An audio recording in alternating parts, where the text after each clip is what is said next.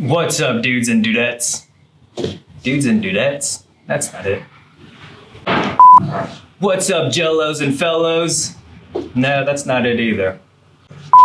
Welcome back to Zuko Builds. Today we are building these little dog bowl stands. It's made out of some scrap wood. There's a lot of noise going on because there's construction right there, so please bear with me. I'm gonna stop it right now and hop right into the video before it gets louder. Let's do this. Alright, the first thing I'm gonna do is take these scrap 2x2 pieces I have and rip them down to 1.5 by 1.5. You can make these however thick or thin you want, but I think for the size bowls that I'll be using, 1.5 by 1.5 look pretty proportionate.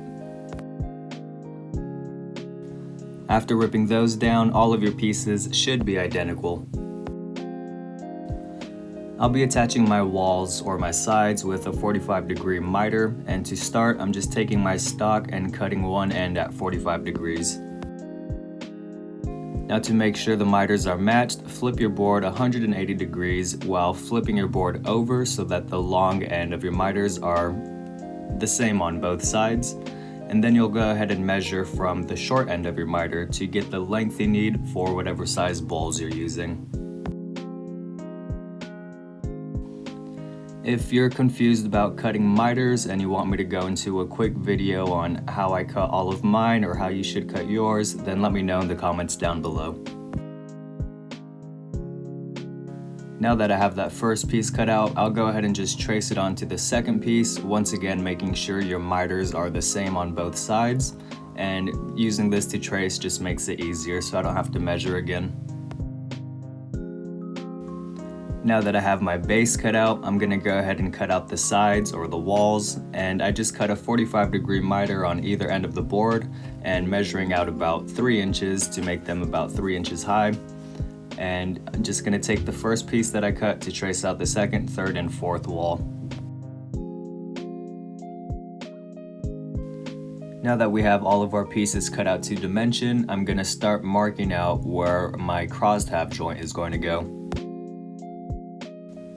You can do this a couple of ways, like finding the center and then measuring out the width of whatever stock you're using, or you can just take the pieces that you're using, make sure that the top piece is equal distance on both sides, and go ahead and trace it out that way. It's a lot faster, less math. Just make sure that your lines are nice and straight. Then once you have your bottom piece traced out, go ahead and apply pressure to the top piece, making sure it stays in place, flip it over, and then trace out the lines on your second piece. Now since those lines that we marked out will be facing down, I'm just going to carry them over to the side that will be facing the blade so I can see exactly where these lines are. So I'm just marking out where those lines are and taking a square and continuing that line down. And the last mark you have to make is finding the center of your board or half of the thickness of your board to set your blade to make these crosstab joints.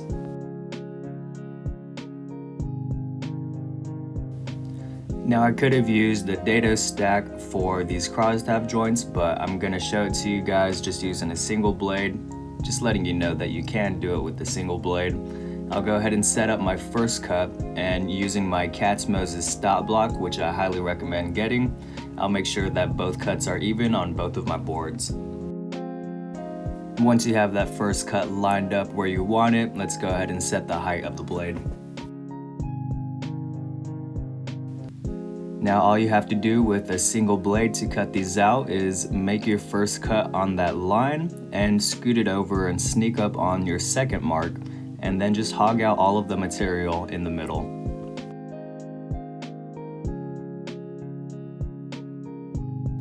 Almost forgot to mention that when making these crosstab joints, I like to make them smaller at first so that they're super tight, and then just slowly sneak up on a little bit at a time until you get a perfect fit. Once you have a perfect fit with these crosstab joints, let's go ahead and glue them together. Once we let that glue set for a little bit, now it's time to attach the walls. I'm going to be using a combination of wood glue for overall strength and to help these stay together while I'm still working, I'll use just a drop of CA glue and some accelerator, and these will kind of act like brad nailing your pieces together so you don't have to worry about clamping them down while you're still working or letting the glue set before moving on. Forgot to mention that I did sand all of my pieces before putting it together, so I recommend doing that first because it's going to be a pain to get into all of these corners once you have it together. But once you sand it, once you put the walls on and everything has set for a little while, you can apply whatever finish, whatever stain you plan on using, and you're pretty much done.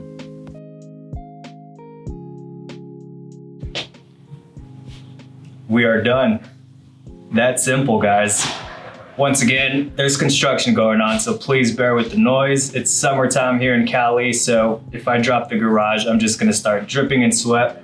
It's gross for everybody, so please bear with me. But I went ahead and made a bigger stand for my second dog. I have a bigger pit bull and a smaller Jack Russell. So totally out of scrap wood, just had some scrap 2x2s laying around, and it took me maybe 20-30 minutes to build both of these while shooting the video, so it shouldn't take you any time at all to make these. Yeah, let me know if you guys want to see more scrap project builds. I really enjoy loving them. They're super quick and you can do it a couple projects in a day. So yeah, I think that's it. I'll close out the video. Hit that thumbs up if you liked the video. Let me know down in the comments what you guys want to see next week. And subscribe, like, follow me on Instagram at Zuko Builds. Let's wait for that to stop. Okay, follow me on Instagram at Zuko Builds, and I'll see you guys next week.